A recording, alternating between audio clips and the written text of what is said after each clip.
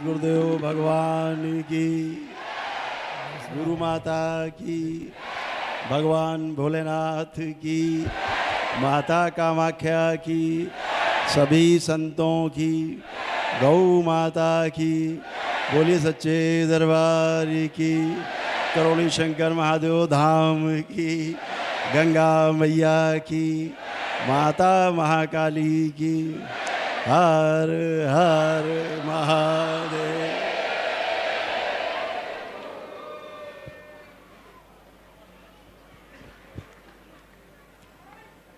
इस साधक महासम्मेलन की गरिमामयी अध्यक्षता कर रहे हमारे अखाड़ा परिषद के राष्ट्रीय अध्यक्ष जी, हमारे महानिर्वाणी अखाड़े के सचिव जी, पूजनीय श्री रविंद्रपुरी जी महाराज, आपको नमन करता हूँ। हमारे आज के सभा के जो मुख्य अतिथि हैं श्री चक्रपाणी जी महाराज, स्वामी जी को हमारे मित्र भी हैं बहुत, और हमारे बहुत शुभचिंतक भी हैं।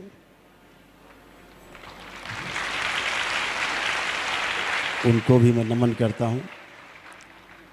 मंच का संचालन कर रहे हैं बहुत तेजस्वी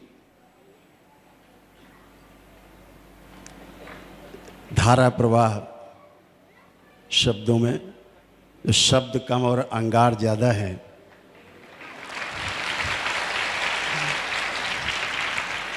गांव में कहते मारते कम घसीटते ज़्यादा है।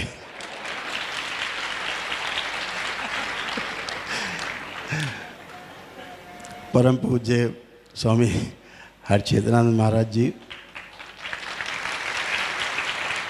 मंच पर उपस्थित सभी नाम जो हमारे चक्रपाणी जी ने लिए, सभी संतों को मैं प्रणाम करते हुए, आदरपूर्वक सभी को प्रणाम करते हुए सादर नमन करता हूँ, दंडवत करता हूँ, चरणवंदन करता हूँ आप सबका। महाराज जी एक काम रह गया, एक मिनट, एक काम जो है रह गया और होता ही है। नींव का पत्थर कई बार दिखाई नहीं देता है। आज हम अखाड़ा परिषद के अध्यक्ष और प्रमुख संतों की ओर से करौली शंकर महाराज का अभिनंदन कर, लाइन में ऐसे रहोगे ना बाबा जी, आप इधर आओ तो बढ़िया जो है सबका चित्र बढ़िया आ जाएगा। कल का अमर उजाला और हिंदुस्तान में अपना फोटो देख लेना, तुम्हारा भी आएगा।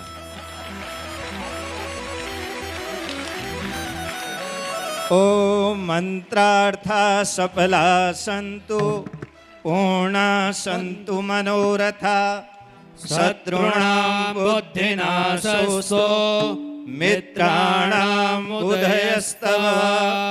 सर्वमंगलमांगल्ये शिवे सर्वार्थसाधिके, शरण्ये त्र्यंबके गौरी नारायणी नमोस्तुते। सर्वबाधा विनिर्मुक्तो धन धान्य सुतान्विता, मनुष्यो मत्प्रसादेन भविष्यति न संशयः, न संशयो न संशयो। ओम नमः पार्वती पतये हर हर महादेव।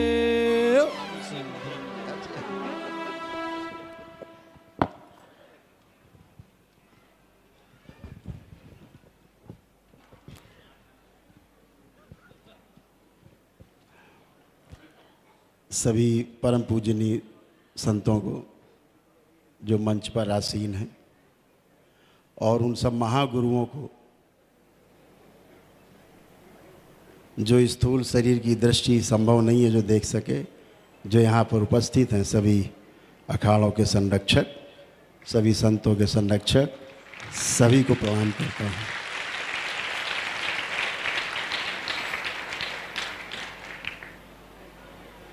आदरणीय अध्यक्ष जी,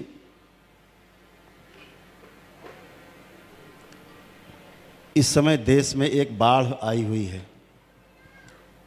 टोना टोटका, झाड़ फूक,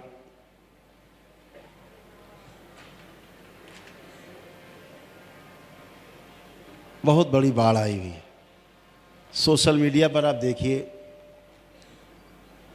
एक बहुत बड़ी संख्या में ढकोसले, ढोंग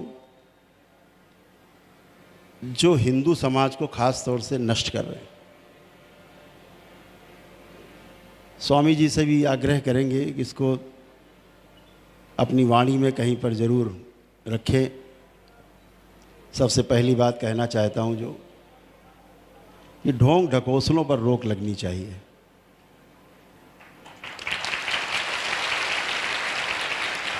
जितने लोग यहाँ बैठे हैं ये सब उन ढोंग और ढकोसलों से गुजरे हैं। जितने लोग बैठे हैं,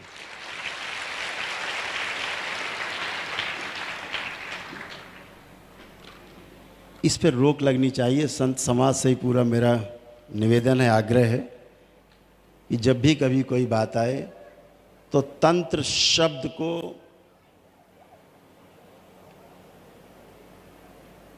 सबसे ज़्यादा जिन लोगों ने अपमानित किया है वो इन्हीं लोगों ने अपमानित किया है। तंत्र विशुद्धतम एक शब्द है जिसका अर्थ ही व्यवस्था है। ये आप सबको हमें बताना नहीं है, आप सब समझते हैं। ये सब समझ के बैठे हैं तंत्र क्या है। ये आपके सामने ऐसे ही 10 घंटे और बैठे रहेंगे।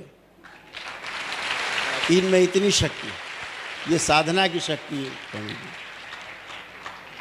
अभी और कोई सम्मेलन होता, आप देख रहे हो तो लोग उठ के जा रहे होते, आ रहे होते, जा रहे होते, आ रहे होते। ये अपनी जगह से हिले नहीं। हमारी बच्चियां बैठी हैं, माताएं, बहनें, एक तरफ से देखिए, ये भी एक साधना है कि जहाँ महापुरुष इतने विराजमान हो, उनकी वाणी एक एक शब्द हीरे से बढ़कर है, उसको सुनने से वंचित न रह जाए, इसलिए कोई उठेगा नहीं ऐसे। इनको बोला नहीं गया कि आप उठना मत, ये अपने मन के मालिक हैं। ये वास्तव में अपने मन के मालिक हैं। अभी तक मन इनका मालिक था। तो वो जो एक अव्यवस्था फैल रही है समाज में, ज़रूर सब लोग, मेरा आग्रह हमेशा आप ध्यान रखेंगे, जब भी कोई मौका आए तो इस प्रकार से ज़रूर चर्चा हो, कहीं गंभीर चर्चा, तो वहाँ ज़रूर रखा जाए कि इस प्रकार के ढोंग और ढकोसले बंद होने चाहिए। हमारी माताओं बहनों के साथ जो हरकतें, जो उनकी बेइज्जती, जो उनका मान मर्दन होता है ऐसे स्थानों पे, वो अक्षम्य है। मेरे सामने बहुत किस्से आते हैं। यहाँ तमाम बैठे लोग, जो ये जितने साधक आप देख रहे हैं, जो अपने अपनी समस्याओं से पीड़ित थे, कहीं दरबार ने ऐसे 2 लाख साधक अब तक तैयार कर दिए हैं जो अपने घर में रह करके साधना कर रहे हैं, अपने पारिवारिक दायित्वों का निर्वहन करते हुए साधना कर रहे हैं, और संतों के चरणों में हमेशा ये दंडवत है। इनको यही समझाया और बताया गया है। अब तो ये स्वयं से समझते और जानते हैं, इन्हें समझाने की हमें आवश्यकता नहीं पड़ती। ये खुद समझ रहे हैं महाराज जी, ये समझने में सक्षम है, क्योंकि समझाया तो किसी को जा ही नहीं सकता। पिता अपने पुत्र को नहीं समझा सकता। आप सिर्फ सूचना दे सकते हो, उससे बोल सकते हो, कह सकते हो।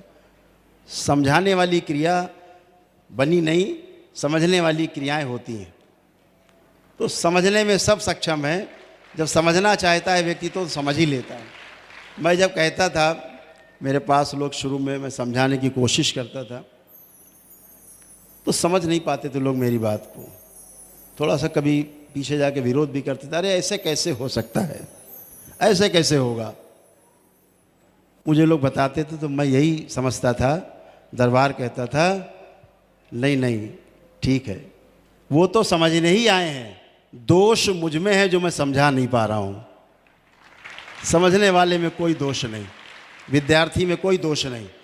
अगर दोष है तो फिर टीचर का है, शिक्षक का है। तो ये जो बैठे हैं जितने लोग, इनमें तमाम ऐसे लोग हैं जो ये स्वयं या इनके परिवार के लोग मौत का दरवाज़ा छू के आए और दरबार इनको ऐसे पकड़ के वापस लाया है, खींच के लाया है। ऐसे कितने लोग हैं, जरा हाथ उठाइए, देखिए।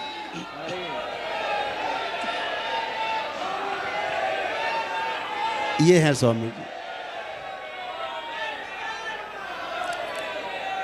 ये वो लोग हैं, इन्होंने या इनके परिवार के किसी सदस्य ने मौत का दरवाज़ा जरूर छुआ है और जिसको भोलेनाथ और माँ की कृपा प्राप्त हुई है और यमराज भी पीछे हटता है। शुक्राचार्य जी का एक शिष्य भी ऐसा था जो शमशान से मुर्दे को वापस लाता था, आप भी ऐसा ही ला रहे हो। तो मैं आपसे सबसे विनम्र आग्रह करते हुए ये कहना चाहूँगा, लोग कहते हैं, बहुत लोग कि अरे वो क्या मुर्दे को जिंदा कर सकते हैं? दरबार कहता है नहीं, लेकिन जो मुर्दा होने जा रहा है, जो मरने जा रहा है, दरबार उसको बचा जरूर सकता है और रोज यही करता है। मुर्दे को जिंदा नहीं करता, लेकिन जिंदे को मुर्दा नहीं होने देता। अगर उसमें शेष है उसकी श्वासें ईश्वर से दी हुई, तो जितनी भी अकाल मृत्यु हैं सब काटी जा सकती हैं और रोज कटती। इनके प्रार्थना, इनके संकल्प से इनकी अकाल मृत्यु कटती है। दरबार ने जब एक अनुसंधान किया, बहुत अद्भुत अनुसंधान है महाराज जी, पूरे संत समाज से कहना चाहेंगे, हम इस बालक की बात को चाहे हल्के में ही समझना, लेकिन समझने की थोड़ी कोशिश करिएगा। अगर हम हर प्रकार से आप सबको प्रमाण देने के लिए तैयार हैं, सभी को।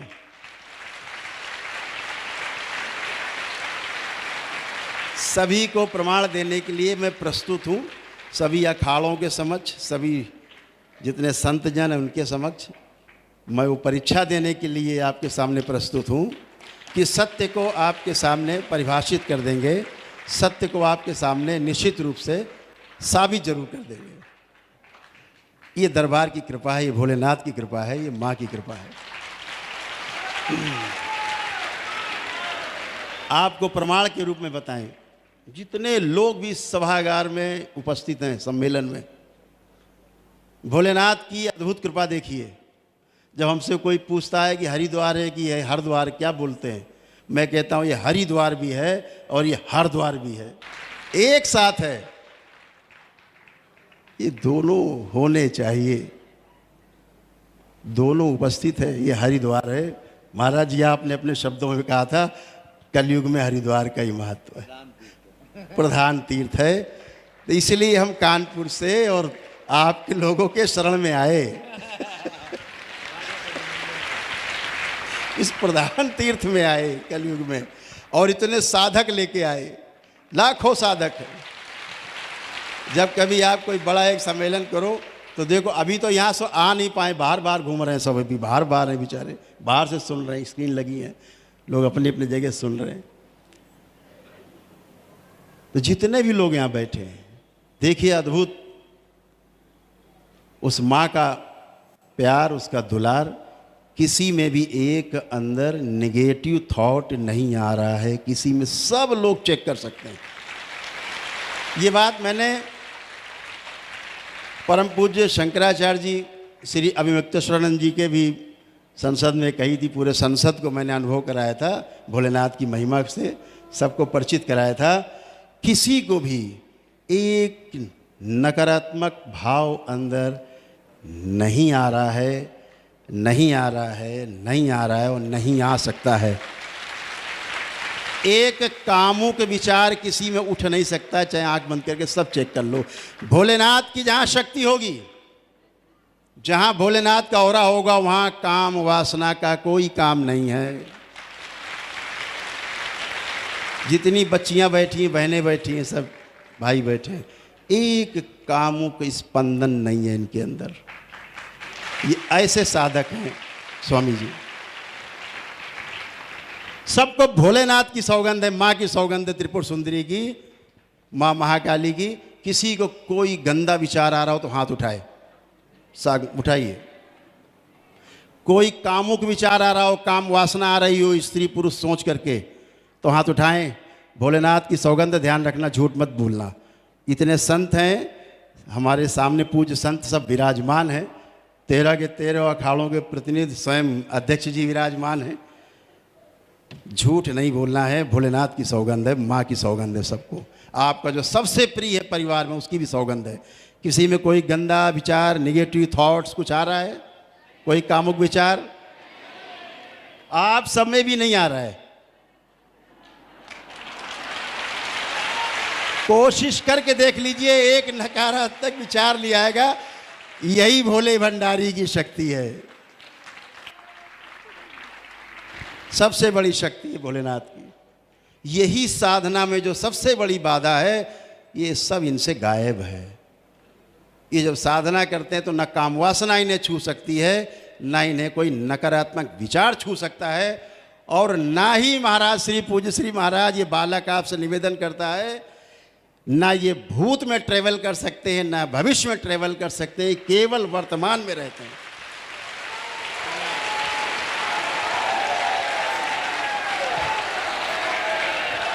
आप सभी पूज्य संत हमें पुत्र की तरह देखें, एक बालक की तरह देखें। अनुसंधान किया है, इस अनुसंधान को हम आगे बढ़ाना चाहते हैं महाराज जी। ये अनुसंधान पूज्य संतों के चरणों से निकल करके इन गृहस्थों के घर में जाए तो जय जयकार हो, पूरे सनातन की जय जयकार हो। ये फैला है इनमें। एक भी व्यक्ति आंख बंद करके, जितने भी सभागार में यहाँ मौजूद हैं, उपस्थित हैं, आंख बंद करके देखें। ना तो भूतकाल में आप जा सकते हो, न वर्तमान को छोड़ के भविष्य में जा सकते हो।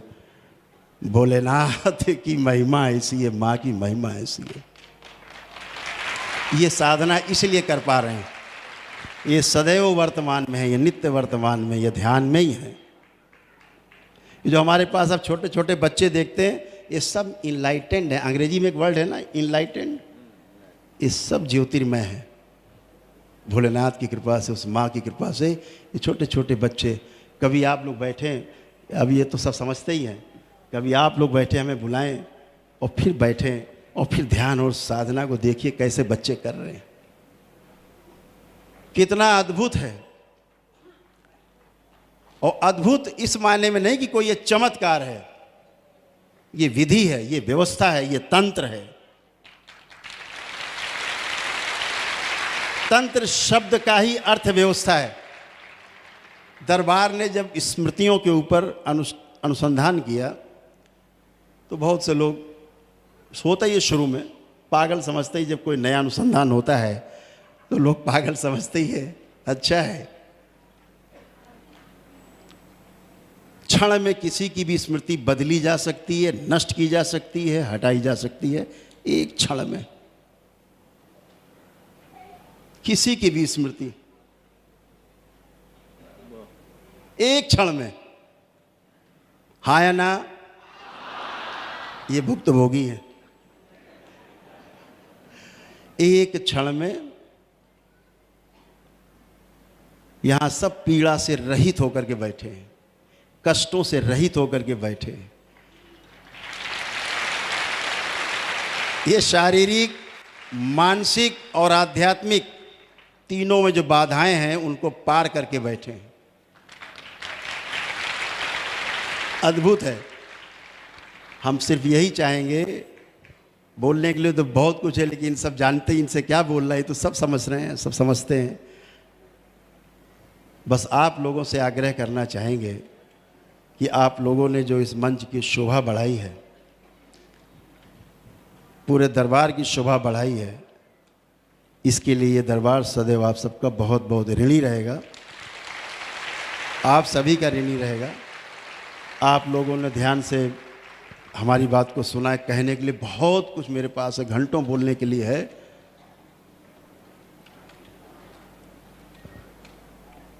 लोग कहते हैं पहले शराब छोड़ दो, मांस छोड़ दो, फिर तुम दीक्षा लो। ये दरबार कहता है ऐसा नहीं है। अगर बीमार से डॉक्टर कहेगा बीमारी छोड़ के आओ, फिर मेरे पास आओ, फिर हम दवा देंगे, बात ऐसी नहीं है। बात ऐसी नहीं है। जैसे ये दीक्षा लेते हैं, इनमें किसी की हैसियत नहीं है जो कोई मांस मदिरा का सेवन भी कर ले।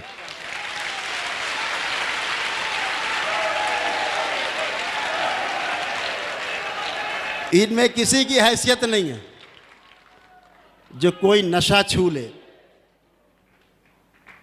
आप खड़ा करिए मेरे सामने जो नशा करते हो लोग, बुलाइए 100, 200, 500, 1000, 2000 का सम्मेलन बुलाइए नशा करने वाले भाइयों का। पंडाल से बाहर निकलेंगे तब जब उनका नशा छूट चुका होगा। ये भोलेनाथ की शक्ति है, ये माँ की शक्ति है। तंत्र का सदुपयोग होता है, तंत्र का दुरुपयोग कोई कर नहीं सकता। जो टोना टोटका झाड़ फूक जादू टोना करते वो तंत्र नहीं है, वो गुंडागर्दी है, बदमाशी है। लेकिन बिगाड़ तो लेते हैं, बना नहीं सकते किसी को।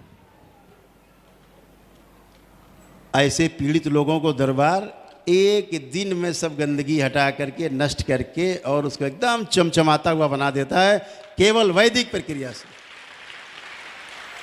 एक दिन की वैदिक प्रक्रिया से दरबार ने करीब 400 प्लस रोगों को लिस्टेड किया है जिनकी औषधि अभी संसार में नहीं है। वो एक दिन में समाप्त होते हैं महाराज जी, एक दिवस में समाप्त होते हैं। सुबह से वैदिक प्रक्रिया शुरू हुई और शाम होते होते स्वामी जी सब नष्ट हो जाता है, बचता ही नहीं है। लिखा हुआ है, लिखा पढ़ी में है। जब दरबार में कोई आता वैदिक प्रक्रिया करने तो 28-30 पेज हैं जिन पे साइन होते हैं, हलफनामा लिया जाता है। लिखा पढ़ी में होता कि नहीं होता?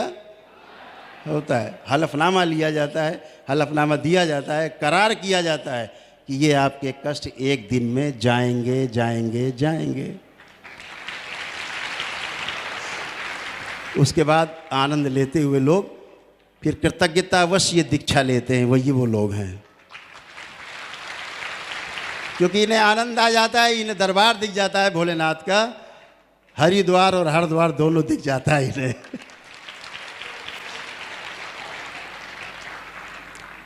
तो बहुत कुछ है। जैसे बच्चे हैं, पढ़ना नहीं चाहते। यहाँ बच्चे कुछ हैं कुछ बच्चे? अच्छा, सब बाहर होंगे जगह। अच्छा, जैसे खड़ी हो जाओ, बच्चे खड़े हो जाएं। केवल बच्चे 15-20 साल तक, बस, उससे ऊपर नहीं। देखिए महाराज जी आपको एक चीज़ दिखाएं अद्भुत, जिससे माँ बाप परेशान हैं, और उसका नाम है मोबाइल। अब जितने खड़े हो गए हो, जिसको मोबाइल देखने की इच्छा हो रही, केवल वो खड़ा रहे, बाकी सब बैठ जाएं।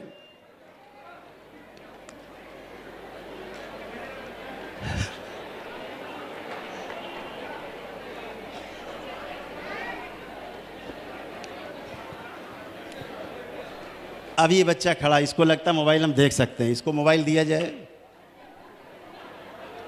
लो,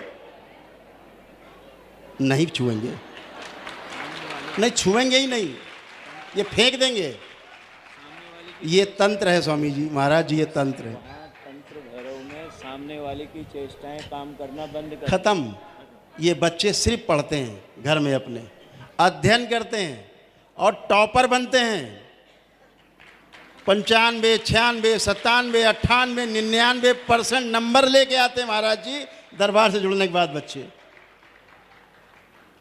ये अद्भुत है, ये तंत्र है। जब एक व्यक्ति वैदिक प्रक्रिया करता है, स्वस्थ पूरा परिवार होता है। कितना अद्भुत है। अब तो दरबार ने, एक भोलेनाथ ने, मां ने एक नई शक्ति खोली। आपके ध्यान साधना से ही कष्ट चले जाएंगे, बचेंगे ही नहीं। तो अद्भुत है। तलाक हो रहा हो महाराज जी, पति पत्नी सामने खड़े करो, जोड़े ऐसे, वहाँ से लेके 50 जोड़े खड़े करो जिनके तलाक के मुकदमे चल रहे हों, और देखो सब वापस लेंगे जाके मुकदमे के तलाक की अर्जी।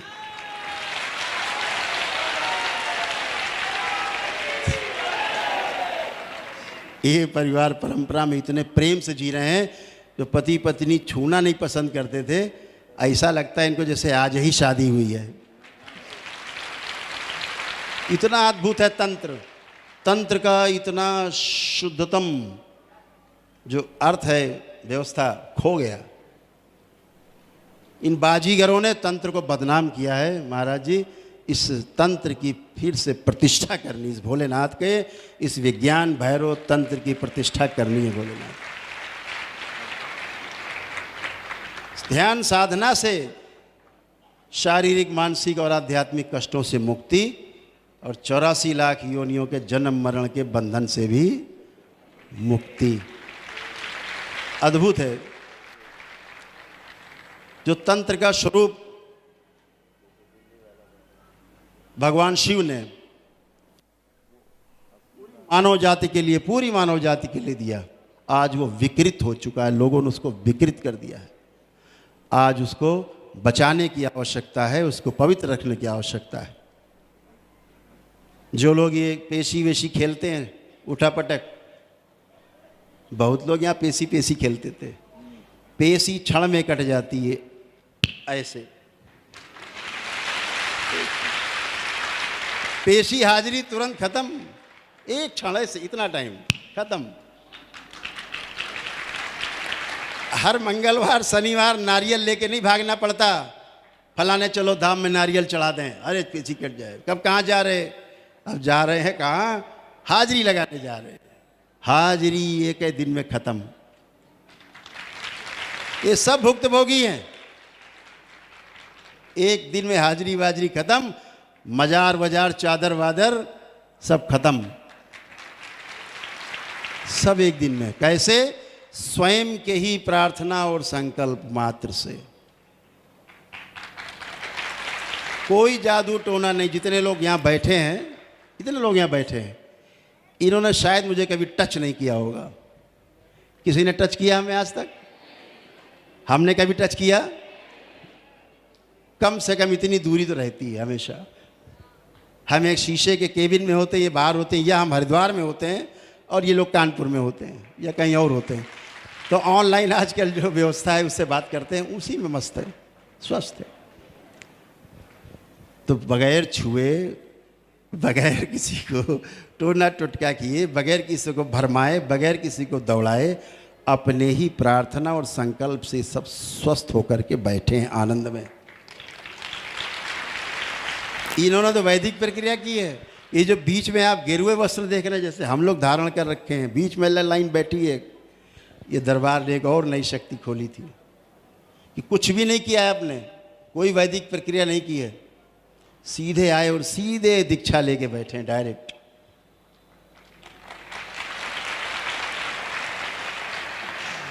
और ये सामने बैठे हैं, कस्टम भर के आए थे, केवल एक हवन किया है और देखिए ये भी आनंद में बैठे हैं आपके साथ। तो आज इनकी भी दीक्षा है, आज दीक्षा होगी।